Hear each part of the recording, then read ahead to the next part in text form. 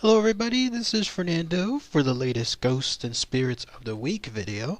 I thought I would feature this topic here while we start the whole new series based on your suggestions on the Ghosts and Spirits side. I haven't done one of these, regular videos since about early April or so, maybe late March, so it's been just a couple of months, so it's good to get back on the topic of ghosts and spirits. This random page from the ghostwikia.com website brings yet another haunted house, and this one located there in Canada, Ottawa, Canada to be specific. I was reading this information and it reminded me so much of my recent trip both to the Gonzales, Texas area, which showcased the homes there, the living homes, the Pioneer Village, and it has basically like a couple of acres of old homes all placed into one location, homes from the 1800s, so you can see living history. Such is the case here with this home. So it has to do with this. It is called the Duford House, and it is a very unique home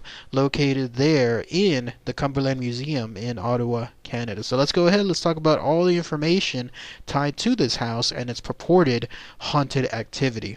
So what is this Duford House? Well, it's a home that was built way back when, 1825 to be specific, and it was built at a time for a family called the Duffords, hence the name the Duford Home.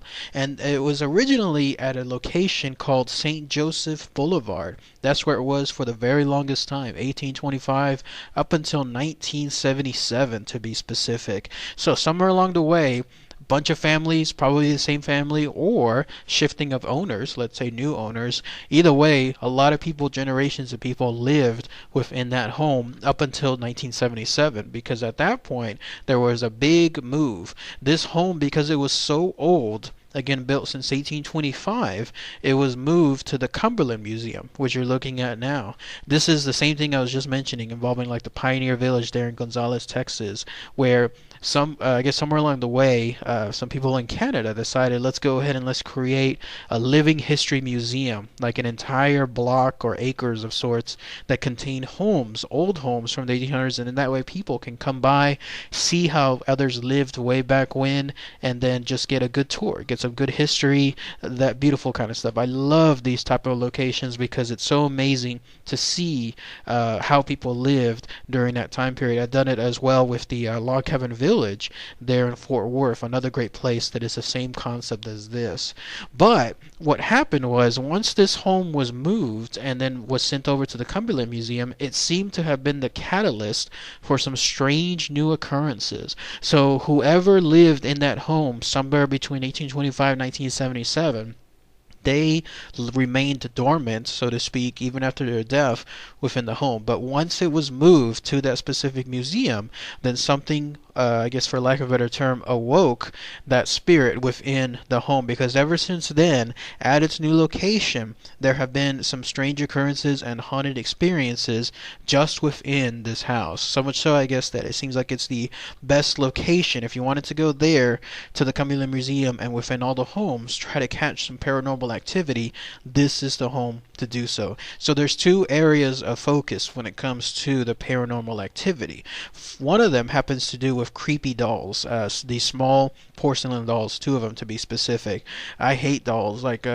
Dolls always freak me out. If I'm in a room with any kind of doll, and let's say it's just already looking creepy enough, and then imagine it's something at night, no, that's taking it to a whole other level, because dolls just have this inherent creepy factor to them. I guess because they're supposed to look so innocent, so childlike, and so realistic. I forget what that term is called. I think it's called the uncanny valley. The closer that is to being cute, the more horrifying it is. So it's just something where, in this case, two dolls within the home purportedly move around on their own. If people place a doll upstairs, for example, on one of the chairs, then it is found sometime later either on the floor, on the first floor, or within a completely different room within the house. It happens time after time. Nobody, of course, states that they're the ones that are doing it, like people that come into the home or manage the home, so it just seems to be doing it on its own. And in other cases,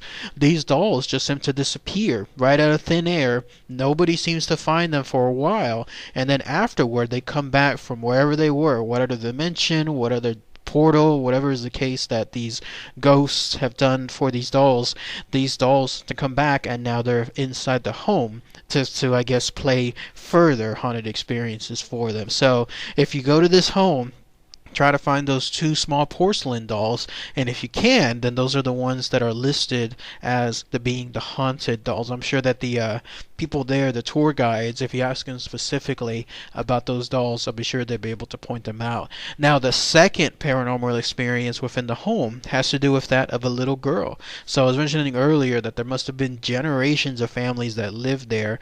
Someone, a little girl, lived there as well, and she continues to live there even after her death. No known history, though, as to who this girl is, why she's haunting that place, her identity. Was she someone that died at a young age as a little girl, or was she someone that died later on in life and then came back as a ghost as a little girl? Was she murdered?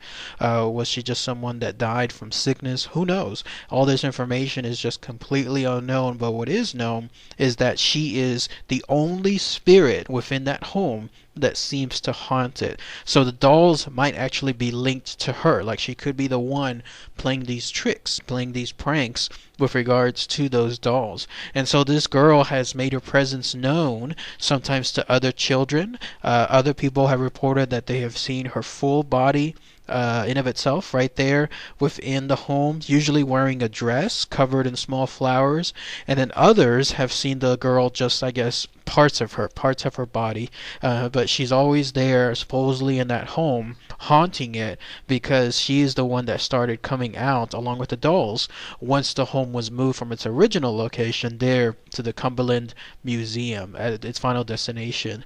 And if you wanted to creep things even out, have a more creepier feeling, the girl apparently can make the dolls float in the air. Like, if people see the girl around the home, but the apparition of her, they tend to see the dolls floating in the air around her too. So that is just insane. If I see something like that, I'm calling it quits at that point and getting out of the home. But if you're going there, and I guess if it's a good chance, good fortune, then not just in this case you might just see the dolls doing something, you'll see the little girl as well, and her spirit that supposedly haunts that location too. But that's it. That's all the information associated with the Duford House for this Ghost of the Week. Has anyone been there before? Anyone know someone that has? Apparently it's a pretty good destination, about 30 miles or so away from Ottawa, Canada, so it's not too far out, and it's a place that a lot of people, a touristy place, in other words, that people tend to go, especially some of the locals. So if anyone has any more hands-on experience, please post those comments below. If I was up there in the Canadian area, I would definitely go, just like I had the fantastic time there in Fort Worth and then there in Gonzales, Texas, visiting these homes from the 1800s. Highly recommend it. So if anyone is up there nearby and you haven't had a chance to go see this Duford House, please do so. I do recommend it. You'll have a blast. It's a great way to spend a day just walking around enjoying history. Very inexpensive too. I saw online the tickets were only like $7 or so, and then you'll be able to hopefully catch some paranormal activity too. So alright everybody, thanks again as always. Take care.